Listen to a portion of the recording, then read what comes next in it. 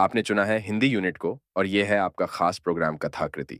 Hindi unit आपके लिए लाता रहेगा हिंदी साहित्य की बेहतरीन कहानियां।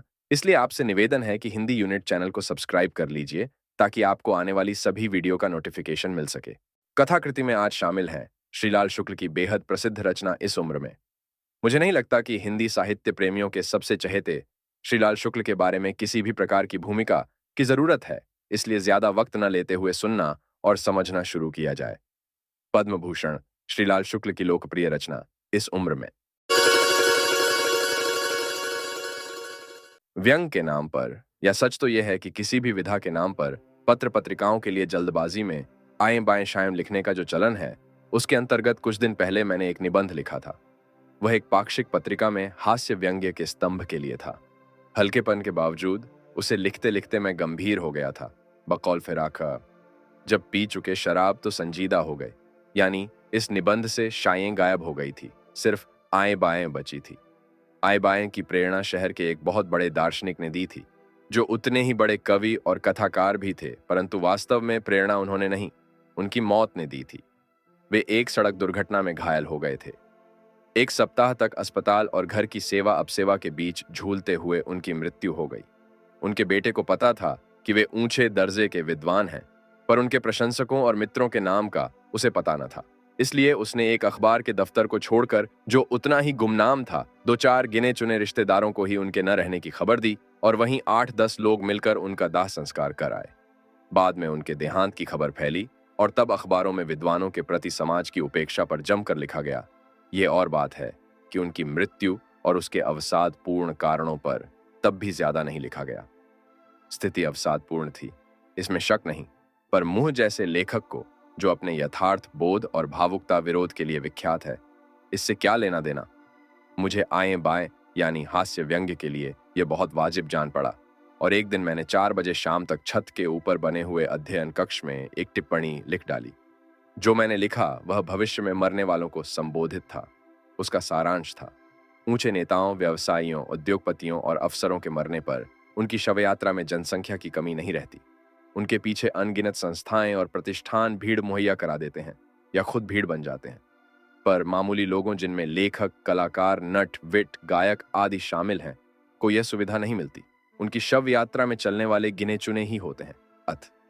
अगर आप चाहते हैं कि आपकी शव यात्रा धूमधाम से संपन्न हो, तो आपको मरने से काफी पहले एक विशेष प्रकार का जनसंपर्क चलाना पड़ेगा, वरना अखबार, टीवी, रेडियो आदि का तो जिक्र ही क्या, आपका पड़ोसी तक आपका यानी आपके मरने का नोटिस न लेगा और बाद में कहता सुना जाएगा, बड़े अफसोस की बात है, पर क्या बताए, मुझे पता ही नहीं चला। यह भी याद रखना चाहिए कि भरी पूरी शव यात्रा के लिए बहुत बासी जनसंपर्क काम न देगा। लोग भूल जाते हैं या मरकर एक अजनबी पीढ़ी छोड़ जाते हैं। जनसंपर्क का अभियान अपने मरने से कोई 2 साल पहले चला सकें तो अधिक गुणकारी होगा। जनसंपर्क के मैंने कुछ नुस्खे भी सुझाए थे। दूसरों की शव यात्राओं में ज्यादा से ज्यादा हिस्सा लेना शुरू कर दें। किसी आध्यात्मिक, धार्मिक या सांप्रदायिक संगठन की सदस्यता ले लें।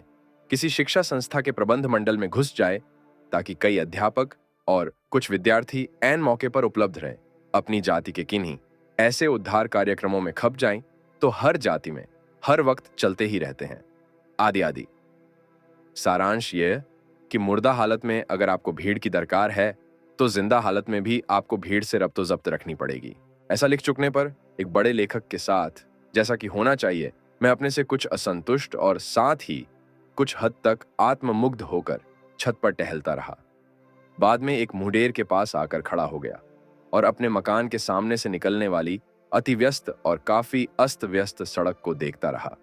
तभी सड़क के किसी गड्ढे में किसी गाड़ी के गिरने और उभरने की भड़भड़ भड़ाम सुनाई दी और गाड़ी के ब्रेक की चिहुक भी। इसी के साथ हल्की धूप में एक साया सा उतर आया और गायब हो गया। फाटक पर मेरा नौकर खड़ा था। उसने जोर से आवाज लगाई और सड़क की ओर दौड़ा। एक दुर्घटना हो गई थी। एक बूढ़ा आदमी किसी तेज रफ्तार टैपों की चपेट में आ गया था। 7 सवारियों वाली इस तिपहिया गाड़ी ने उसे बगली धक्का मारकर उछाला और वह पक्की सड़क से विस्थापित होकर हवा में तैरता सा मेरे घर की चारदीवारी के पास आ गिरा। तत्काल वे सभी दृश्य श्रव्य जो सड़क दुर्घटनाओं से जुड़े होते हैं एक साथ दिखाई सुनाई देने लगे। बूढ़े के आसपास भीड़ जमा हो गई। टेम्पो का ड्राइवर जो 2-4 सेकंड के लिए रुका था, पहले ही गाड़ी भगाता हुआ आंख ओझल हो गया था। क्या हुआ? क्या हुआ? मैं छत से पुकार रहा था, पर दौड़कर नीचे नहीं आ पाया। एक तो भागदौड़ का तरीका मुझे धीरोदात्त आचरण के विपरीत जान पड़ता है।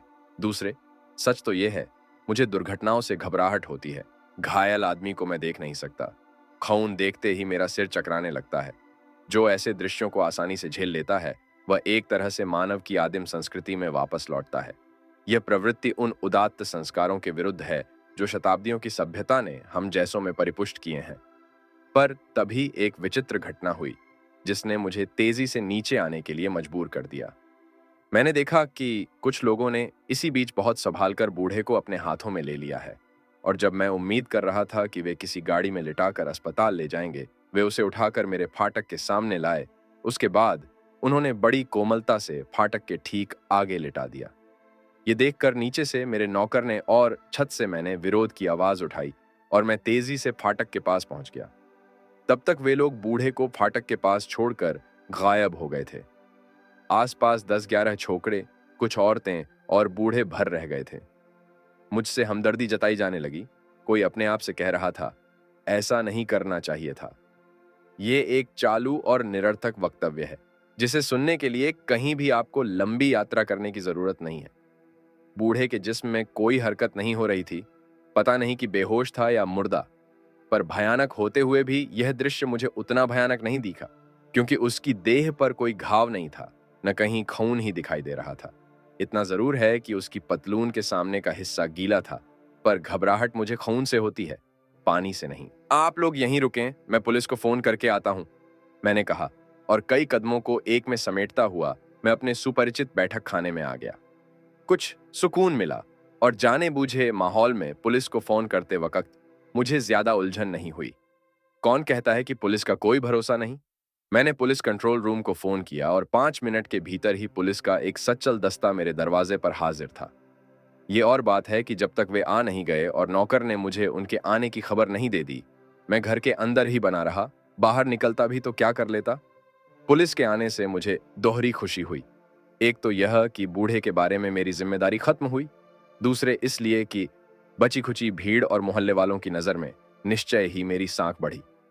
उन्होंने देख लिया कि मेरे टेलीफोन घुमाते ही कैसे पूरा पुलिस दस्ता, एक नायब दारोगा, एक हेड कांस्टेबल और 3 सिपाही मेरे दरवाजे पर है।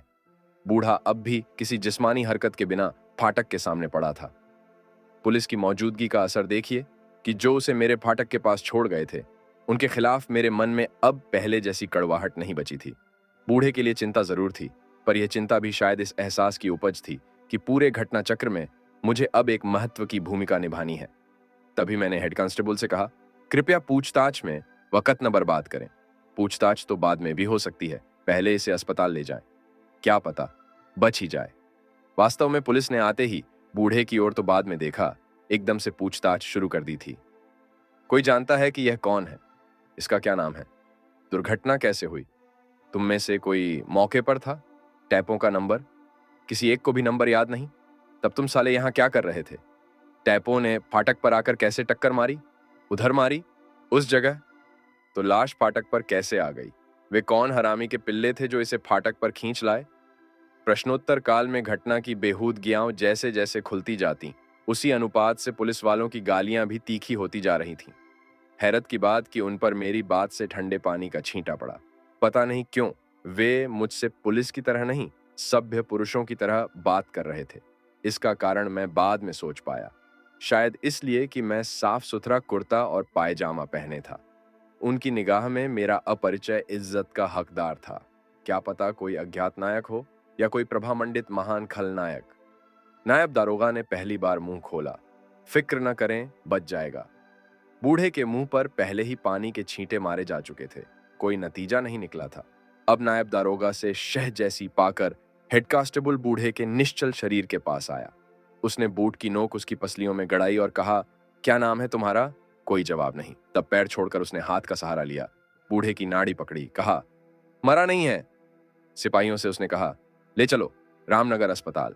सिपाहियों ने अभ्यस्त मुद्रा से भीड़ में खड़े हुए 2 रिक्शा वालों को चुना। उनसे कहा, इसे उठाकर जीप पर रखो, सीट पर नहीं, नीचे, अबे नीचे, फर्श पर। जैसे वे अपने गांव का घर, बटाई पर लिया खेत, खलिहान, नीम का पेड़ छोड़कर शहर यही सुनने, यही करने आए थे। उन्होंने ये सुना, यही किया। अभी कुछ आशाप्रद भी होना बाकी था। हेड कांस्टेबल ने फर्श पर पड़े हुए बूढ़े को झिड़क कर कहा, बैठ जा। इसका भी कोई असर नहीं हुआ। तब उसने बूढ़े को गर्दन का सहारा देकर बैठाया, कहा, बैठ, बैठा रह। इस बार उसकी पलकों में कुछ हरकत हुई, मुंह से हल्की सी कराह निकली, पर वह हेड कांस्टेबल के हुक्म की तामील नहीं कर पाया। ढीले जिस्म से फर्श पर पसर गया। रामनगर के अस्पताल मत ले जाइए, वहां की आपात सेवाओं का भरोसा नहीं। मेडिकल कॉलेज के अस्पताल में ले जाए, वहां। नायब दारोगा का धीरज जवाब देने लगा। उसने मेरी बात बीच में ही काट दी, कहा, आप अपना काम कर चुके, अब हमें अपना काम करने दें। दूसरे दिन सूर्योदय से पहले जीर्णाजीर्ण पर विचार करते हुए शैया त्याग, उष्पान, चायपान, मलमूत्र विसर्जन, दंत धावन, आसन प्राणायाम, व्यायाम, समाचार मंथन, प्रातराश उर्फ सूक्ष्म आहार, इन क्रियाओं के बाद मेरे असली कर्म की शुरुआत होनी थी। मरणहीन गद्य की रचना, साहित्य साधना। पर मन में कुछ कुरेद रहा था। लग रहा था कि आज कुछ और करना है। क्या अस्पताल जाकर उस बूढ़े की हालत का पता लगाना ही इस अनमनेपन का अभीष्ट है? हो सकता है। तब फिर क्या मेरा अस्पताल जाना जरूरी नहीं है? है भी और नहीं भी। है इसलिए कि अगर वह जिंदा हो और उसकी कुछ जरूरतें हों तो अपने साधन और सामर्थ्य को नजरअंदाज किए बिना उनकी पूर्ति की जा सके। उधर नहीं भी के पीछे भी कई तर्क थे। एक घटना थी, खत्म हुई। अब मुझे हिलगे रहने की क्या जरूरत? फिर बिला वजह एक अजनबी आदमी का हाल चाल लेने के लिए अस्पतालों के वैरपूर्ण वातावरण में चक्कर काटना क्या नाटकीय न लगेगा? पर नाटकीय ने ही फैसला कर दिया। मैं नाटकीयता के खिलाफ हूं, पर कोई मेरे किसी कार्य को नाटकीय समझे या अखबारों में उसे नाटकीय बनाकर प्रस्तुत करे तो क्या नाटकीयता के आरोप से भयभीत होकर मुझे उससे विरत हो जाना चाहिए? खास तौर से तब जबकि मैं शुद्ध मानवीय भावना से प्रेरित होकर कुछ करने जा रहा हूं। मैं जानता था कि पुलिस बूढ़े को मेडिकल कॉलेज नहीं ले जाएगी, इसलिए मैं रामनगर अस्पताल गया। वहां काफी देर मेरे मरीज का पता नहीं चला। जिसका कोई नाम नहीं, उसका पता कैसा? फिर कल सारे डॉक्टर हड़ताल पर थे। किसी दूसरे अस्पताल में किसी मरीज ने किसी डॉक्टर को झापड़ मार दिया था। किसी ने उसकी मदद नहीं की थी। न जवाबी तौर पर कोई मरीज को पीटने के लिए आगे बढ़ा था। प्रशासन तटस्थ रहा था। कानून तोड़ा गया है तो कानून खुद अपना रास्ता तय करेगा के सिद्धांत के अंतर्गत यह हड़ताल उसी गतिरोध के खिलाफ सिर्फ प्रतीकात्मक रूप में एक दिन के लिए थी। आज डॉक्टरों की हड़ताल नहीं थी, फिर भी रामनगर अस्पताल में हड़ताल का खुमार बाकी था। अधिकांश डॉक्टर ड्यूटी पर नहीं आए थे। मैं पूछता रहा। एक बूढ़ा इमरजेंसी में लाया गया था, दुर्घटना का मामला था, उसे पुलिस लाई थी। अब कैसा है, कहाँ है, किसी वार्ड में या शवगृह में? बड़ी दौड़ धूप और पूछताछ के बाद एक नर्स ने बताया, न वह किसी वार्ड में है न शवगृह में। नर्स ने कहा, वे उसे कल यहाँ इमरजेंसी में लाए थे। मैंने कहा कि सारे डॉक्टर हड़ताल पर हैं, मरीज को भर्ती नहीं किया जा सकता। पुलिस वाले बोले, ठीक है। इसके बाद वे खुद मरीज को स्ट्रेचर पर लाद कर अंदर लाए, इमरजेंसी वार्ड में एक बेड पर डाल दिया। दारोगा ने मुझसे कहा, सॉरी सिस्टर, हम कुछ नहीं कर सकते, जो करना है तुम खुद करो। एक मोटर ने इसे उछालकर सड़क के किनारे फेंक दिया था। पता नहीं कितनी चोट आई है, पर इतना तय है कि अभी उसकी सांस चल रही है। मैं कुछ बोलती, इसके पहले ही वे गाड़ी स्टार्ट करके चल दिए। मैं उनसे मरीज का नाम और पता भी नहीं पूछ सकी। मैंने नर्स को समझाया कि वह पूछ लेती तब भी कोई नतीजा न निकलता। मैंने मरीज को अपने हिसाब से जांचा परखा। लगा कि कोई खास चोट नहीं है, सदमा भर है, पर बिना डॉक्टरी जांच पड़ताल के ऐसी राय बना लेना भी खतरे का काम है। हो सकता है कि उसके दिमाग में अंदरूनी चोट आई हो, भीतर ही भीतर खून बहा हो। वैसे डॉक्टर होते तब भी ये जानने में दिक्कत आती। यहाँ ना कोई न्यूरोलॉजिस्ट है, ना न्यूरोसर्जन, कैट स्कैन की मशीन भी नहीं। धीरे धीरे उसने कराना शुरू किया। आधी रात होते होते वह पूरी तौर से होश में था। उसने चाय मांगी। मैं खुद चाय पी रही थी। कहीं और से चाय मिलनी मुश्किल थी।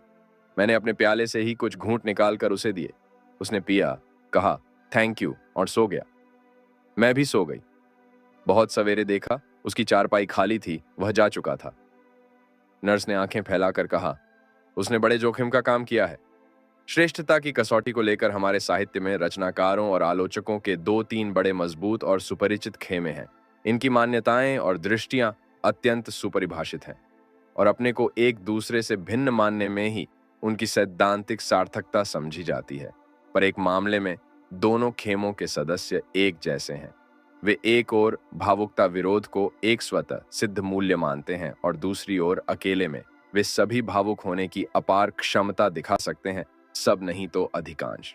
उन्हीं अधिकांश में एक मैं भी हूं। तभी उस बूढ़े के प्रसंग को बहुत कोशिश करके भी दिमाग से खारिज नहीं कर पा रहा था। फाटक पर करवट के बल पड़ा हुआ उसका निश्चेष्ट शरीर, जिसे बुढ़ापे ने सब तरफ से बर्बाद कर रखा था, दूर दूर पड़ी रबर की दो घिसी चप्पलें, सामने से गीली मटमैली पतलून, सब कुछ दयनीय होते हुए भी मेरी कल्पना में ये किसी प्रेत छाया के से आतंक के साथ मौजूद थीं। मैं यह भी सोचा करता था कि वह अस्पताल से घिसट कर बाहर आ गया है और सड़क के किनारे किसी झाड़ी में पड़ा हुआ दम तोड़ चुका है या तोड़ रहा है। मेरा मन व्याकुल था। 2 दिन व्याकुल रहा। तीसरे दिन भावुकता चुकने लगी। चौथे दिन चुक गई। आहार, निद्रा, भय आदि में जिंदगी की सहजता लौटने लगी। तभी 5वें दिन जब मैं अपने फाटक पर खड़ा हुआ सामने सवारियों और पैदल राहगीरों के निरंकुश आवागमन को देख रहा था, मैंने सड़क पर उस बूढ़े को एंडे बैंडे चलते हुए पाया। वह मेरे सामने से निकला जा रहा था। वह पिए हुए हो सकता था, पर मुझे न जाने क्यों यकीन था कि था नहीं, पर बदहाल तो था ही। फिर भी मैंने राहत की सांस ली। वह जिंदा था, पर क्या वह सचमुच ही जिंदा था? सड़क पर वह आदमी की तरह नहीं, उसकी छाया की तरह बढ़ रहा था। लगता था कि कदम कदम पर वह फैल रहा है, सिकुड़ रहा है। उसके कदम लड़खड़ा रहे थे। आगे की ओर बढ़ते हुए भी कभी कभी जान पड़ता कि वह बढ़ नहीं रहा है, किसी दायरे में घूम रहा है। सचमुच वही था या मेरा दृष्टि छल था? बारिश हो जाने से सड़क की पटरियों पर कीचड़ और सड़क पर पानी की इफरात थी, क्योंकि किनारे पर नालियां न होने से पानी बरसने पर सड़क ही नाली का काम देती थी। फिर टूट फूट और गड्ढे भी थे। मैं बुढ़े को देखता रहा। मैं जानता था कि वह चल रहा है, पर ऐसा नहीं लगता था कि उसका कोई गंतव्य है। उसका समूचा शरीर एक निरुद्देश्य हरकत बनकर रह गया था। मैंने उससे कुछ कहना चाहा, पर तब तक वह आगे निकल चुका था और मैं सोच भी नहीं पाया था कि चाहूं तो उसे क्या कहूं। बादलों भरी शाम के धुंधलके में अराजक यातायात से बेखबर वह लड़खड़ाता हुआ चला जा रहा था। उसके आगे पीछे दाएं बाएं साइकिलों, रिक्शों, स्कूटरों, मोटरों, सभी तरह की सवारियों का झौर था, शोर था और सभी असंभव रफ्तार से जाती हुई दिख रही थीं। मैंने सोचा, यह सचमुच ही उनसे बेखबर है या उन्हें अपने ऊपर हमला करने की चुनौती दे रहा है।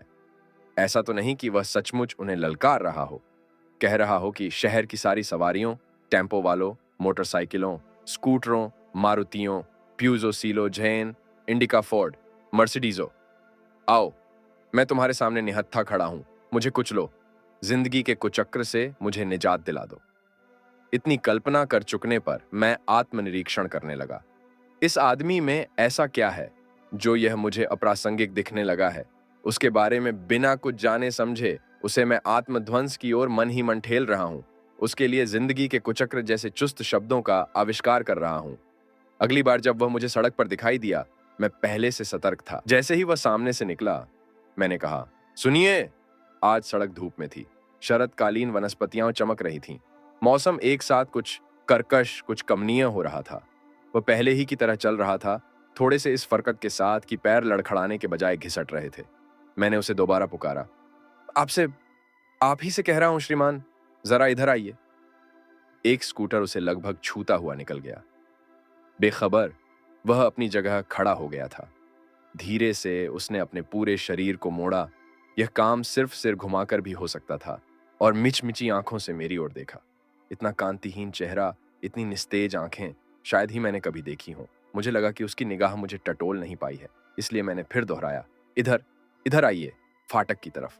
धीरे धीरे, शायद आवाज की डोर पकड़े हुए, वह मेरी ओर बढ़ा, आंखें मिचमिचाकर मुझे देखता रहा। मैंने पूछा, उस दिन तुमको ज्यादा चोट तो नहीं आई? वह सोचता रहा, बोला, किस दिन? जिस दिन तुमको इसी फाटक पर किसी टेम्पो ने धक्का मारा था। वह सर लटकाए खड़ा रहा, बहुत सोचकर बोला, नर्स बहुत अच्छी थी, उसने मुझे चाय पिलाई थी। यानी इसे दुर्घटना, बेहोशी, पुलिस, इमरजेंसी कुछ भी याद नहीं। याद है तो सिर्फ नर्स की जिजीविषा का क्या कुल मिलाकर यही अर्थ है। मुझे मजाक सूझा, पूछा, कैसी थी, काली या गोरी? उसने हताश स्वर में कहा, पता नहीं, मैं देख नहीं सकता था, मेरा चश्मा खो गया है, उसी दिन खोया था। मुझे देख पा रहे हैं? धब्बे जैसा। उसने फिर कहा, मेरा चश्मा खो गया है। अपने को धब्बा कहा जाना मुझे रुचा नहीं, पर उस स्थिति में उसे वहीं छोड़ दिया। चश्मे के बिना सड़क पर चलते डर नहीं लगता? उसने धीरे से दाएं बाएं सिर हिलाया। कहा, अब इस उम्र में किस बात का डर? मौत का, मैं कह सकता था, पर कहा नहीं। वह ऐसा डर है जिससे मैं खुद आतंकित हूं। अचानक मैंने तय किया कि इस गरीब की मैं कुछ सहायता कर सकता हूं। इसे अपनी कार से इसके घर छोड़ आऊंगा। तय किया और अपने आप पर हंसा भी। मुझे अपने लघु निबंध, अपनी शव यात्रा में भीड़ जुटाने के नुस्खे की याद आ गई थी। मुझे लगा कि अनजाने ही मैं अपनी शव यात्रा के लिए एक रंग रूट की भर्ती करने जा रहा हूं। भले ही अपनी उम्र के हिसाब से वह इसके काबिल ना हो। अपने आप पर हंसी आई। फिर बड़े अनमनेपन का एहसास हुआ। पूछा, तुम कहाँ रहते हो? जवाब में उसने एक फैशनेबल इलाके का नाम लिया जो मेरे घर से 1.5 किलोमीटर दूर होगा। मैंने पूछा, मकान आपका ही है? अपने आप मेरे मुंह से उसके लिए तुम की जगह आप निकल आया था। उसने कुछ देर विचार किया, कहा, था, अब मेरे बेटे का है। तो मैंने कहा, आपको चश्मे के बिना सड़क पर नहीं चलना चाहिए। रुकिए, मैं आपको कार से घर पहुंचाए देता हूं। बेकार है, वह बुदबुदाया।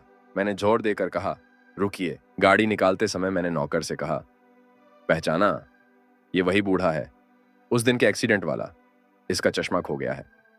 नौकर बोला, चश्मा मैंने अपनी कोठरी में रख लिया है। पुलिस के जाने के बाद मुझे चार दीवारी के पास पड़ा मिला था, अभी लाया। कहकर वह कोठरी से चश्मा ले आया। दरअसल यह चश्मे का फ्रेम भर था। शीशे नदारद थे। नौकर ने बताया कि शीशे टूटकर वहीं कहीं गिर गए होंगे। बूढ़ा कसमसा रहा था, पर किसी तरह उसे गाड़ी की पिछली सीट में बैठा दिया गया था। नौकर ने उसे चश्मे का फ्रेम दिया तो उसने इनकार में सिर हिलाया। बुदबुदाकर बोला, बेकार है। फ्रेम घिसा हुआ था, पर सस्ते किस्म का न था। मैंने समझाया, रख लीजिए, इसमें दूसरे शीशे लग जाएंगे। फिर भी वह इनकार में सिर हिलाता रहा। नौकर ने फ्रेम उसकी जेब में ठूंसा, तब भी उसका सिर हिल रहा था। रास्ते भर हम खामोश रहे। एक कारण यह भी था कि हम आगे पीछे अलग अलग सीटों पर थे। कुछ मिनटों बाद मैंने उसे उसके मकान के सामने उतारा। अच्छा खासा, साफ सुथरा, किसी पेंट कंपनी के विज्ञापन जैसा मकान था। सामने पतली सड़क थी, उसके दूसरी ओर पार्क था। मैंने उसे गाड़ी से हाथ पकड़कर उतारा। वैसे उसे छूना अच्छा नहीं लगा। बुढ़ा कुछ देर फाटक पर खड़ा रहा। फिर आंखें मिच मिच करते हुए वह मुड़ा और पार्क की ओर चलने को हुआ।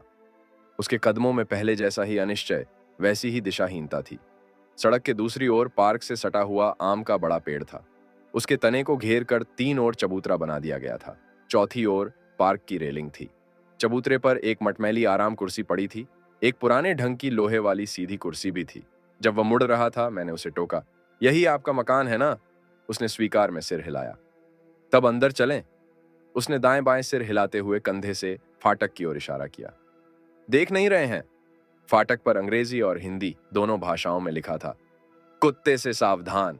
मैंने हैरत से पूछा, आप यहीं रहते हैं, फिर भी घर का कुत्ता आपको नहीं पहचानता? नहीं, कहकर वह रुका, फिर बोला, पर मैं उसे अच्छी तरह पहचानता हूं। मैंने कमजोर आवाज में पूछा, फिर भी यहां आपका बेटा है, बहू है ना? पर फाटक के पास कुत्ता ही होगा, वे नहीं। मैंने उसके ध्वस्त चेहरे की ओर देखा और पहली बार महसूस किया कि मैं किसी अपढ़ से बात नहीं कर रहा। विडंबना के विषय में उसका दिमाग काफी सजग है। मेरा रुकना जरूरी न था, फिर भी मैं रुका रहा। बूढ़ा पेड़ की छांव में आराम कुर्सी पर पसर गया था। मैं लोहे की कुर्सी पर बैठा था। बीच में असहज खामोशी थी। धीरे से उसने चश्मे का फ्रेम जेब से निकालकर मेरी ओर बढ़ाया। कहा, मेरे लिए बेकार है, पर चश्मा तो आपको बनवाना ही पड़ेगा। उसने सिर हिलाया। नहीं, इस उम्र में। वे ठीक कहते हैं, बेकार रुपया फूंकने से क्या फायदा? बच्चों के काम आएगा। मेरे 2 पोते भी हैं। कुछ कहना चाहिए था, पर मुझे कुछ कहने को नहीं सूझा। लगा उसकी बात पूरी नहीं हुई है। वह खुल रहा है। वह रुक रुक कर कहता रहा, चश्मे की ही बात नहीं, आंत उतर आती है, हर्निया, प्रोस्टेट भी शायद बड़ा है, पता नहीं, ऑपरेशन नहीं कराया, झमेला है इस उम्र में। सोचा, जो हजारों रुपए उस पर बेमतलब फूंकते, वही बच्चों के काम आएंगे। ठीक है ना? बिल्कुल नहीं, ये ठीक नहीं है। मुझे झटका सा लगा था। इस प्रतिक्रिया से वह अछूता रहा। कुछ देर बाद बोला, आप क्या करते हैं? लिखता हूं। शायद इसे पचाने में उसे कुछ समय लगा। लगभग मिनट भर बाद वह बोला, मैं भी लिखता था, 35 साल लिखा, हजारों लाखों फाइलों पर लिखा। मैं एजी के दफ्तर में था। मैंने कुछ सफाई देनी चाहिए, कुछ सूचना भी, पर चुप रहा। बाद में कुछ कहने भर के लिए कहा, तब तो आपको पेंशन मिलती होगी, उसका कुछ हिस्सा आपको अपनी देखभाल में लगाना चाहिए। वह बुदबुदाया, इस उम्र में सब कुछ बेकार सा है, पर बच्चों के लिए, मेरे लिए यह अब असह्य हो गया। बोला, आप बार बार इस उम्र में क्या रट रहे हैं? इस उम्र में आप बहुत कुछ करने की सोच सकते हैं। आप अपने को अपने लिए, पूरे समाज के लिए उपयोगी बना सकते हैं। आपने अपने को बनाया है? जी। मैं आंखें फैलाकर उस निस्तेज चेहरे को देखने लगा। आपने खुद अपने आप को उपयोगी बनाया है? उसने झिझकते हुए अपनी बात दोहराई। उसकी आंखें अब भी मिच मिच कर रही थीं, पर मैं सकपका गया था। अपने आप मेरी निगाह ऊपर की ओर उठ गई। प्रकाश की किरणें घनी पत्तियों से छनकर चबूतरे पर गिर रही थीं। चमकदार आकाश टुकड़े टुकड़े होकर उनके बीच से झांक रहा था। उस ओर देखते ही मेरी आंखों के आगे काले काले धब्बे तैरने लगे। उनमें मुझे इस बूढ़े की खंड खंड छायाकृतियां उभरती मिटती सी जान पड़ी। हर खंड में उसका विकृत चेहरा था, जो ऊपर से ऊंची आवाज में मेरे खिलाफ कोई अभियोग पत्र पढ़ रहा था। धूप छांव की भ्रांतियां, उसकी संतानें मुझे चारों ओर से काले सफेद सचल धब्बों की शक्ल में घेरे हुए थीं। वे बनती थीं, मिटती थीं, फिर बनती थीं। मैंने मजबूती से आंखें मूंदी खोली। सर झटक कर यथार्थ के एक चबूतरे पर लौटा, जहां कोई गलित पलित बूढ़ा मेरे सामने पसरा पड़ा था। तब मुझे याद आया, इसने मुझे भी एक धब्बे जैसा देखा था। कुछ आतंकित, पर अपनी आवाज को काबू में रखते हुए मैंने कहा, आपकी बात मैं समझा नहीं। उसमें समझने को कुछ नहीं है। कुछ उपयोगी बनने की बात थी। आप मुझसे कुछ कह रहे थे, वही मैं आपसे कह रहा था। वह चुप हो गया। सन्नाटा था। कोई चिड़िया तक नहीं बोल रही थी। भीतर बाहर सब ओर सब तरह का सन्नाटा था। उसने कहा, मेरे साथ जो होगा सो होगा, पर आप अभी अधेड़ हैं। आपके पास बहुत वक्त है, या बहुत कम, मैंने सोचा। बोलते बोलते वह अचानक थम गया।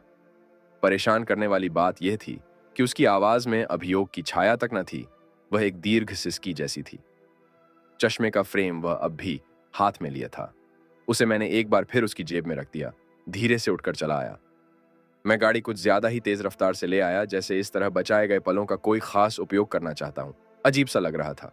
कुछ देर के लिए बची हुई जिंदगी का हर एक पल सचमुच कीमती बन गया, जिसके शीघ्र और सही उपयोग की जरूरत मैंने तीव्रता से महसूस की। पर ऐसा कैसे किया जाए, इसका जवाब न सूझा।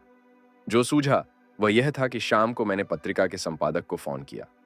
अपनी शव यात्रा में भीड़ जुटाने के नुस्खे नामक लेख, जिसे मैंने बहुत हास्यपूर्ण समझा था, अब बड़ा हास्यास्पद, लगभग दयनीय लग रहा था। कैसी विडंबना है कि दूसरों की आलोचना करते हुए भी खुद अपने जीवन के क्षणों को किसी श्रेष्ठतर उद्देश्य के लिए समर्पित करने की जरूरत मुझे आज तक नहीं अखरी। इसके बजाय मजाक में ही सही, मैं दूसरों को सलाह दे रहा हूं कि विराट संभावना वाले इस जीवन के बचे खुचे समय को निकृष्टता के दलदल में ढस जाने दो। उन्हें अपनी भावी शवयात्रा की तैयारी में खपा दो। ऊपर अब आकाश के खंड और छाया प्रकाश के चौंधियाने वाले धब्बे न थे। खुला नीला आकाश था, पर मुझे लगा कि मैं किसी कोठरी में बंद हूं। वहां बरसों से, शताब्दियों से बंद रहा हूं, और कोठरी की छत अब धीरे धीरे नीची होती जा रही है। मैंने संपादक से अपनी शवयात्रा में भीड़ जुटाने के नुस्खे तुरंत वापस करने का अनुरोध किया, पर वह उल्लसित था। मेरी बात खत्म होने के पहले ही उसने कहना शुरू किया, कमाल की चीज लिखी है आपने भाई साहब।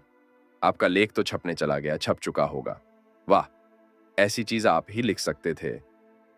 चालू आलोचना में आजकल प्रशंसा के जो चालू शब्द हैं, उन सभी के प्रयोग के साथ मेरी रोक टोक को पूरी तौर से नजरअंदाज करते हुए वह कोई रटा हुआ संवाद जैसा बोलता रहा। मौत जैसी भयावह स्थिति तक को सामाजिक यथार्थ के शीशे में उतारकर परिहास के आवरण में आपने जो संवेदनशीलता दिखाई है और जीवन के जिन सरोकारों से मुठभेड़ की है, प्लीज कोई ऐसी ही रचना दो सप्ताह में। फोन मैंने रख दिया, पर कानों में सैकड़ों ध्वनि विस्तारकों का निरर्थक शोर अब भी लगातार गूंज रहा था। और यहीं ये कहानी हमारे दिमाग में अनेक प्रश्नोत्तरों को विकसित करके समाप्त होती है। आशा करता हूं कि इससे मिली जानकारी आपके जीवन को प्रभावशाली बनाने में सहायक सिद्ध होगी। आपसे निवेदन है कि हिंदी यूनिट चैनल को सब्सक्राइब कीजिएगा, और कहानी अच्छी लगी हो तो अपने परिवारजनों और मित्रों से भी साझा कीजिए। अपने सुझाव कमेंट बॉक्स में जरूर बताएं। इसी के साथ आज के लिए आपसे विदा लेता हूं। मिलता हूं अगले सप्ताह एक और साहित्यिक कहानी के साथ। तब तक के लिए नमस्कार। जय हिंद, जय हिंदी, जय भारत।